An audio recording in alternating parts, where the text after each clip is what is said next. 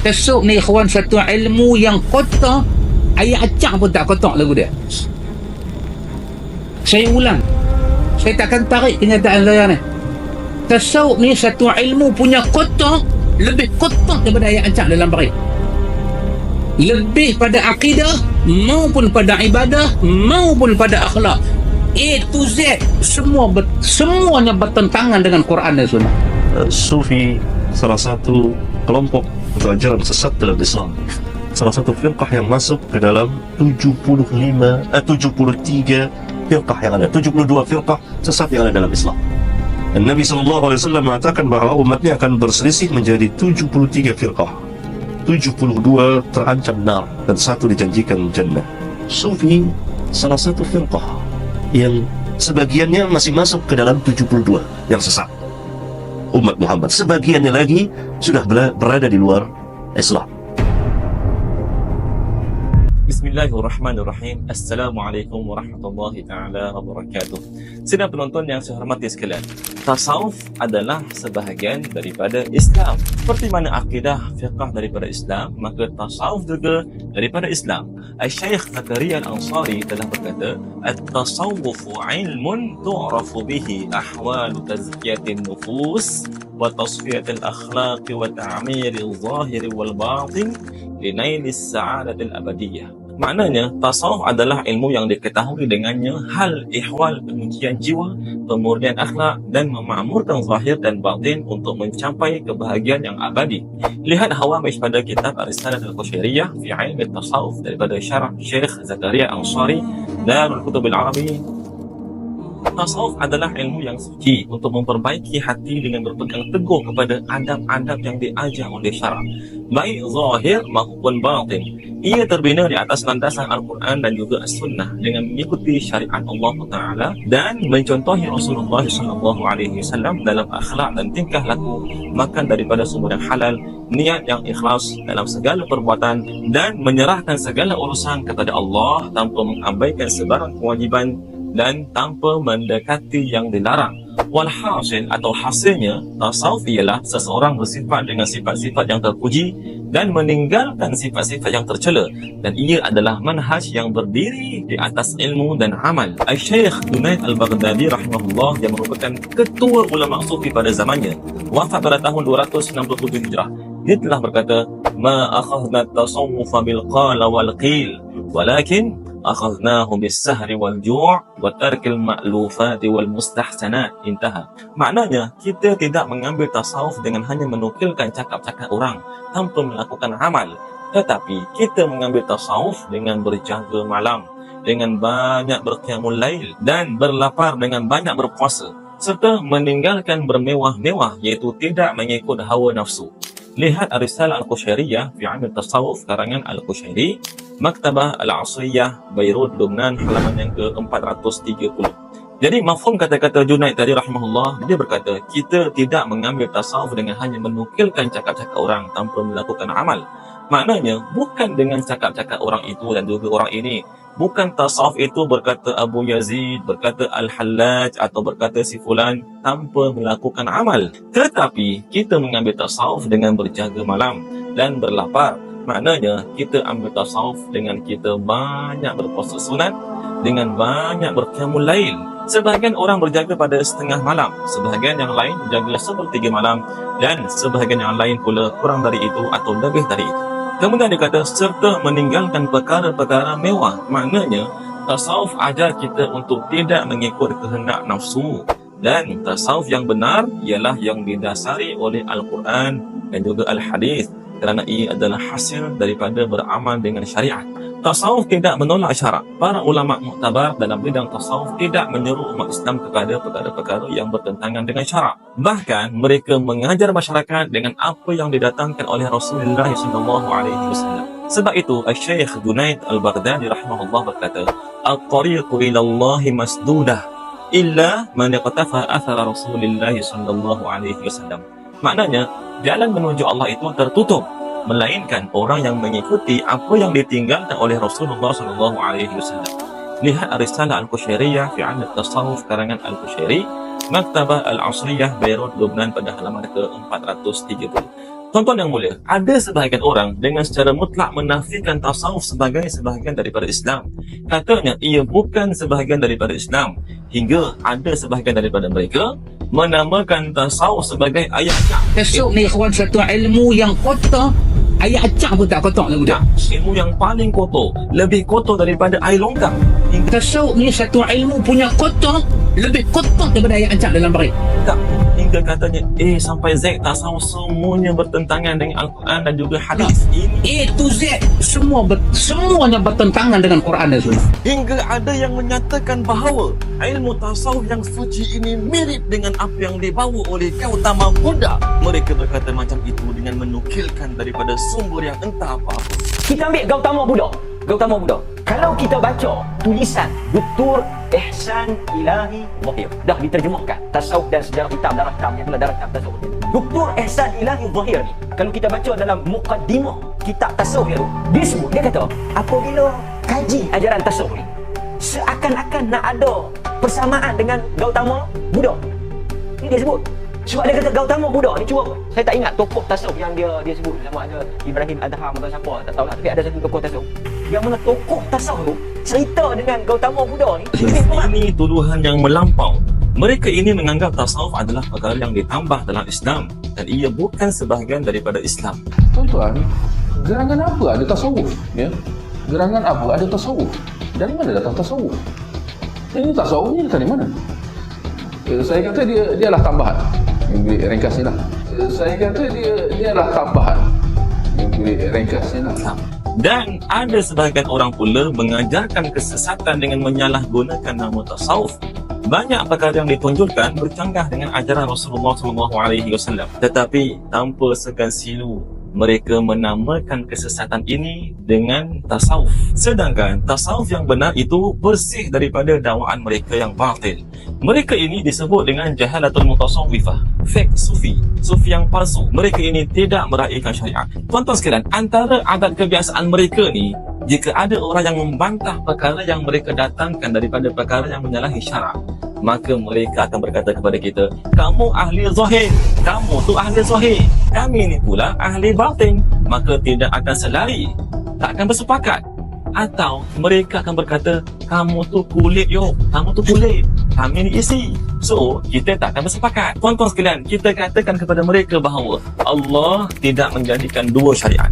Syariat untuk jahalah mutasawwifah ataupun sufi yang palsu, dan satu syariat lagi untuk orang yang patuh pada syariat Allah. Tidak. Bahkan tidak akan sampai ahli sufi kepada martabat kewalian melainkan dengan berpegang teguh dengan syarak Allah Subhanahu Wa Taala. Adapun orang yang tidak berpegang dengan syarak dengan sempurna, maka haram ke atasnya martabat yang tinggi tersebut. Adapun makna sufi pula, ia seperti mana yang telah dinyatakan oleh Al-Imam Rifai radhiyallahu anhu. Dia berkata, "As-sufiyyu huwal faqihul 'amilu bi'ilmihi." Maksudnya adalah sufi adalah seorang yang alim yang beramal dengan ilmu. Dan berdasarkan hal ini, mereka mengatakan bahawa apa yang masyhur dalam menyifat as-sufiyah, mereka berkata as-sufiyyu man labisa as-sufa 'ala as-safa wa salaka tariqal mustafa wa adhaqa an-nafsa ta'mal jafa wa kanat ad-dunya minhu 'ala al-qafa. Sufi adalah orang yang memakai pakaian bulu atas kesucian akidah, mengikut jalan Nabi yang terpilih dan merasakan diri rasa kesusahan dan menganggap dunia berada di belakang. Perkataan man labisa as-suf maknanya adalah orang yang berzuhud di dunia. Tidak benar bahawa zuhud ini bukan daripada tasawuf, tidak benar. Tidak berkait dengan tasawuf, tidak benar. Jangan salahkan soal zuhud ni. Oh, sahabat Nabi tak makan, itu sufi tu bukan. Tak makan tu bukan sufi. Zuhud tu bukan sufi, tak. Jangan ingat benda ni dikaitkan dengan sufism, tak. Salah sama sekali. Tuan-tuan sekalian, zuhud dituntut dari orang miskin dan juga orang kaya. Walaupun seseorang itu kaya, tapi dia dituntut berzuhud dalam kehidupannya, tidak berluas-luas dengan nikmat-nikmat Allah Subhanahu Wa Taala. Perkataan ala safa maksudnya adalah atas kesucian akidah. Akidah sufi ialah akidah ahli sunnati wal jamaah yang jernih.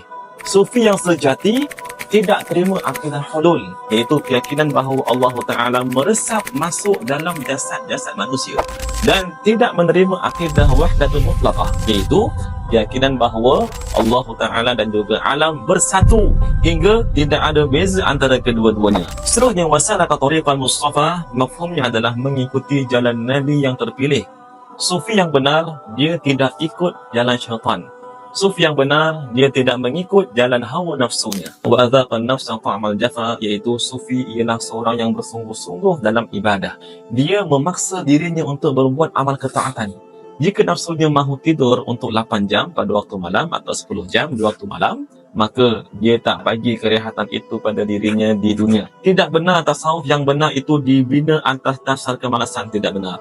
Orang yang menjadi ikutan kepada semua ahli sufi ialah Nabi kita Muhammad SAW yang diutuskan oleh Allah untuk mengajar manusia perkara-perkara yang jika dilakukan dan diamalkan dengan cara yang betul, maka ia akan membawa kepada kejayaan dan keberuntungan di dunia dan juga di hari kiamat kelak. Sayyidina Abu Bakar As-Siddiq radhiyallahu anhu adalah sebaik-baik manusia setelah para nabi. Beliau termasuk dalam kalangan sufiyah. Selepas beliau yang paling afdal ialah Sayyiduna Umar bin Al-Khattab radhiyallahu anhu, kemudian Sayyiduna Uthman bin Affan, kemudian Sayyiduna Ali bin Abi Talib. Mereka adalah tokoh sufi terbesar dalam umat Nabi Muhammad SAW. Mereka lah antara yang paling berilmu di antara para sahabat Nabi. Dan datang setelah itu ulama-ulama hebat dalam kesufian seperti Ar-Rifa'i, Al-Jilani, Al-Auza'i, Abu Hanifah, Malik Al-Syafi'i, Ahmad Sufyan Thawri, Junaid Al-Baghdadi, Al-Ash'ari, Al-Maturidi, Al-Tahawi, Al-Ghazali dan ramai lagi. Mereka adalah ahli sufi yang hebat yang berpegang teguh kepada ajaran Nabi kita Muhammad SAW. Seorang lagi ialah Uwais Al-Qarni yang dipuji oleh Nabi dalam sebuah hadis Rasulullah SAW. Inna khairat tabi'ina rajulun yuqalu lahu Uwais bin Amir min qarnin thumma min murad. Walahu walidah huwa biha bar wa kana bihi barasun fa adhabahu Allah anhu illa qadra dirham. Fa idza laqitumuhu famuruhu falyastaghfir lakum. Maksudnya, sebaik-baik tabi'in adalah seorang yang bernama Uwais bin Amir dari Qarn, kemudian dari Murad, dan dia mempunyai seorang ibu yang dengannya dia berbuat ihsan, dan dia menghidap penyakit sopak.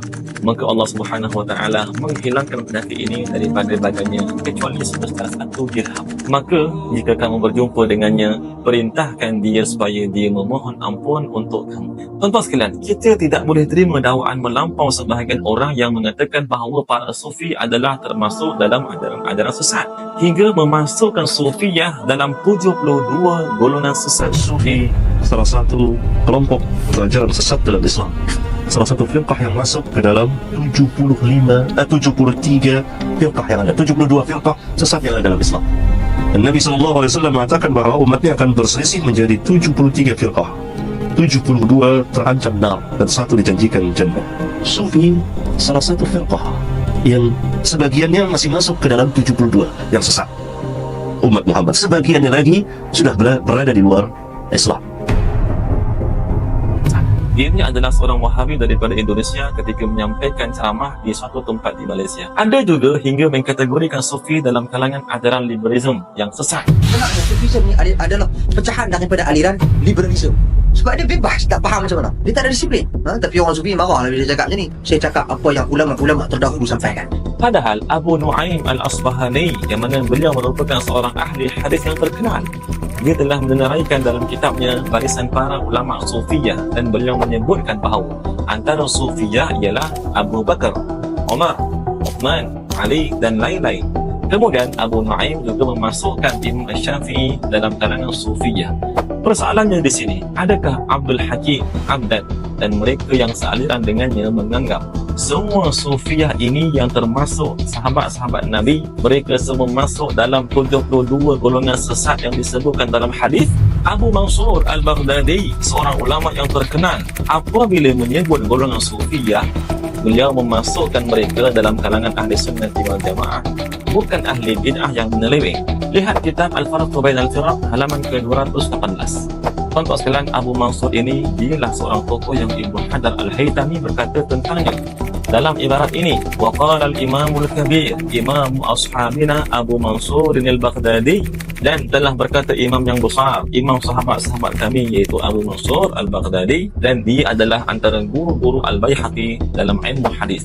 Bahkan Az-Zahabi yang selalu menjadi rujukan Wahabiyah ini pernah menyanjung dan memuji Sufiyah, bahkan menyifatkan para sahabat Nabi dan para tabi'in bahawa mereka itu adalah Sufiyah. Kata beliau, "Fama ahla tasawuf as-sahabati wat tabi'in." Maknanya, betapa indahnya tasawuf para sahabat dan juga para tabi'in. Boleh lihat kitab Syiarul A'lamin Nubala jilid ke-18 halaman ke-510. Dan hatta Ibnu Qayyim Al-Jauziyah yang mana dia merupakan murid kesayangan Ibnu Taimiyah pun mengatakan hal yang sama. Boleh lihat kitab yang disebut sebagai Madarijus Salikin jilid pertama halaman yang ke-34. Selain daripada doktrin mengkafirkan golongan Sufiyah ini, kita bimbang mereka ini satu masa nanti jika kita biarkan tumbuh mereka tumbuh membiak di Malaysia, maka mereka akan zahirkan pula idea-idea keganasan yang melibatkan penghalalan darah dan pembunuhan seperti yang berlaku di banyak tempat di luar negara. Sampai ke tahap ada sebahagian mereka mendoktrin pengikut mereka bahawa para sufi ini boleh dibunuh sebelum dibunuh dengan Yahudi dan juga Majusi. Tuan-tuan, sebelum ini dunia telah menyaksikan aksi-aksi ganas Daesh atau kuat yang disebut sebagai ISIS yang berganas atas doktrin yang sama. Ali bin Muhammad bin Sinan, iaitu seorang Wahabi yang terkenal yang pernah menjadi tenaga pengajar di Universiti Wahabi yang dipanggil dengan Al-Jami'atul Islamiyah. Dia ni berkata dalam bukunya yang dinamakan sebagai Al-Manfu' Al-Mufid min Aqidatit Tauhid, halaman yang ke-55. Dia berkata, "Ayyuhal muslimun, la yanfa'u islamukum illa idza a'lantumul harba asy-sya'wa'a 'ala hadhihi at-turuq wa qadaytum 'alayha fa akhrijuha min bayni junubikum wa min qulubikum wa majalisikum wa majami'ikum wa masajidikum wa zawayakum. Haribuha qabla an tuharibul yahud fa innaha ruhul yahud wal majus taghalghalat fi jismil islami fazalzalathu wa ahwanathu." Dia berkata mafhumnya, wahai kaum muslimin, tidak ada gunanya keislaman kalian kecuali kalian mengisytiharkan perang yang membabi buta yang ganas ke atas tarikat-tarikat ini dan kamu menghapuskannya, maka hendaklah kalian usir mereka dari lambung kalian, dari hati kalian, dari majlis kalian, rumah ibadah kalian, masjid kalian, dan dari sudut-sudut kalian. Bunuhlah dan perangilah ia sebelum kamu memerangi orang-orang Yahudi, kerana mereka adalah roh orang-orang Yahudi dan Majusi telah memasuki tubuh Islam, mengguncang dan melemahkannya. Atas dasar pemahaman mereka yang rosak mengenai tasawuf ini, golongan ini juga hingga ke tahap mengisytiharkan penduduk di seluruh negara Islam dan para ulama di seluruh negara Islam sebagai kafir musyrikun, seperti di dalam buku mereka sendiri yang mereka panggil sebagai Fathul Majid, iaitu karangan cucu Muhammad bin Abdul Wahab yang bernama Abdul Rahman bin Hasan Ali Al-Syaikh, dan hawasyinya ditulis oleh Muhammad Hamid Al-Faqih serta disemak, ditashihkan dan dita'liq oleh Ibnu Baz, di mana mereka berkata pada halaman yang ke-68, mereka berkata, khususan idza arafa atau urifa anna akthara ulama'il amsar al-yawm la ya'rifuna min at-tauhid illa ma aqarra bihi al-musyrikun wal iyad billah. Mafhumnya, lebih-lebih lagi jika diketahui bahawa kebanyakan ulama di daerah-daerah hari ini tidak mengetahui tentang tauhid kecuali apa yang telah diakui oleh orang-orang musyrikin. Dalam kitab yang sama, halaman ke-186 dan juga 187, mereka juga mengatakan bahawa penduduk Mesir kafir kerana mereka menyembah Syekh Ahmad Al-Badawi. Penduduk Iraq, penduduk sekitar mereka seperti penduduk Amman, mereka ini adalah kafir kerana mereka menyembah Syekh Abdul Qadir Al-Jilani. Seperti mana penduduk Mesir menyembah Ahmad Al-Badawi. Penduduk Syam adalah kafir bagi mereka kerana mereka menyembah Ibnu Arabi. Begitu juga kafir penduduk Najd dan juga Hijaz sebelum munculnya dakwah Al-Wahabiyah, dan kafir penduduk Yaman. Dalam kitab ini penuh pengkafiran kepada para ulama sufi dan tarikat. Lihat halaman ke-93. Tuan-tuan sekalian, dalam buku mereka yang dinamakan sebagai Insyar Tauhid oleh Nabil Muhammad Mahmud pada halaman 9 sampai ke-12, mereka mengkafirkan Sufiyah, orang-orang yang bertarikat, dan penduduk negara-negara Islam seperti Mesir, orang Libya, Morocco, India, Parsi, Asia Barat, negara Syam, Nigeria, Turki, negara Rom, Afghanistan, Turkistan, China, Sudan, Tunisia, Marrakesh dan Algeria. Saleh Fauzan juga tidak ketinggalan mengkafirkan golongan Sufiyah ini dalam kitabnya yang disebut sebagai I'anatul Mustafid, iaitu sebuah kitab syarah kepada kitab Muhammad bin Abdul Wahhab yang dinamakan dengan At-Tauhid. Lihat Muassasah Ar-Risalah halaman ke-219. Qila hatta sami'na anna ba'd ad-du'a yad'una fi Amerika wa fi ghairiha ila din as-sufiyyah wa ila din al-quburiyah fahum akhrajuhum min kufrin ila kufrin wa kaunuhu yabqa ala kufri akhaf min kaunihi yantaqilu ila kufrin yusamma bismil Islam. Maksudnya, hingga kita dapat dengar bahawa ada beberapa pendakwah di Amerika dan juga di tempat-tempat yang lain mengajak kepada agama tasawuf dan agama penyembahan kubur, maka mereka mengeluarkan manusia dari satu kekufuran kepada kekufuran yang lain, dan keadaannya yang tetap dalam kekufurannya itu lebih ringan daripada keadaannya berpindah kepada kekufuran yang dinamai dengan nama Islam. Bukan itu sahaja, umat Islam yang membaca Ratibul Haddad juga tidak selamat daripada idea pembunuhan dan juga keganasan ini atas misi membantras ajaran Sufiyah. Seorang masyayikh mereka yang bernama Nasir bin Abdul Karim Al-Aqal, dalam kitab yang dinamakan sebagai Islamiyah la Wahabiyah, dia mengatakan bahawa golongan Sufiyah dan juga masyarakat awam yang membaca Ratib Haddad yang biasa diamalkan oleh umat Islam di Malaysia sebagai syirik yang besar dan wajib dibunuh atau diperangi atas perkara tersebut. Kata Nasir bin Abdul Karim Al-Aqal dalam kitab tersebut pada halaman, dia kata wa minha al-ijtima'u ala rawatibil masyayikh li raf'i as-sawt wa qira'atil fawatih wa tawassuli bihim fil muhimmat karatibis samman wa ratibil haddad wa nahwihima bal qad yashtamilu ma dhukira ala syirkin akbar fayuqataluna ala dhalik. Maksudnya, antaranya ialah berhimpun untuk ratib-ratib masyayikh dengan mengangkat suara, membaca khawatih pada permulaan majlis dan bertawassul dengan mereka dalam majlis-majlis seperti Ratib Saman, Ratib Haddad dan seumpamanya, maka ia boleh merangkumi apa yang disebutkan atas syirik yang besar, maka dibunuh atau diperangi mereka atas perkara tersebut. Padahal tuan-tuan, ini sering dibuat nasyid dan selalu disebut-sebut oleh orang ramai dan selalu dimainkan di kaca TV dan radio di Malaysia dengan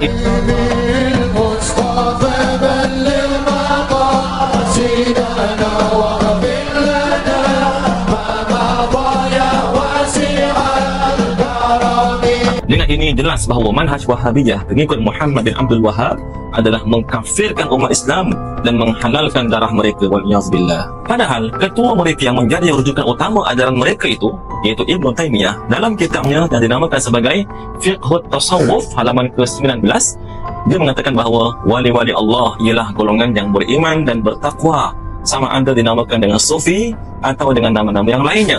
Di dalam kitabnya yang dinamakan sebagai Majmu'ul Fatawa, jilid yang ke-7 halaman yang ke-10, Ibn Taymiyah menyanggah golongan yang mencela Sufiyah dengan menyifatkan mereka sebagai golongan menyeleweng daripada sunnah, dan ia juga menyanggah golongan yang melampau pada mengikut Sufiyah. Lalu Ibn Taymiyah mengatakan was-sawabu annahum mujtahiduna fi ta'atillah. Mafhumnya, pendapat yang betulnya ialah mereka, iaitu golongan Sufi itu, mereka adalah golongan yang bersungguh-sungguh dalam mentaati Allah Ta'ala. Ibn Taymiyah juga dalam kitab yang disebut sebagai Majmu'ul Fatawa, juzuk yang kelima, halaman ke-173, dia mengiktiraf bahawa Al-Junaid, beliau ialah imam atau ketua kepada golongan Sufiyah, dan juga dia mengiktiraf Syekh Abdul Qadir Al-Jilani. Boleh juga lihat kitab yang sama itu, jilid yang ketiga, halaman ke-242. Persoalannya sekarang, adakah golongan Wahabiyah dengan sebab kata-kata Ibn Taymiyah ini mereka akan sesatkan syekh rujukan mereka Ibn Taymiyah, atau mereka akan menyifatkan Ibn Taymiyah ini dengan zanaqah, zindiq kerana berkata begini?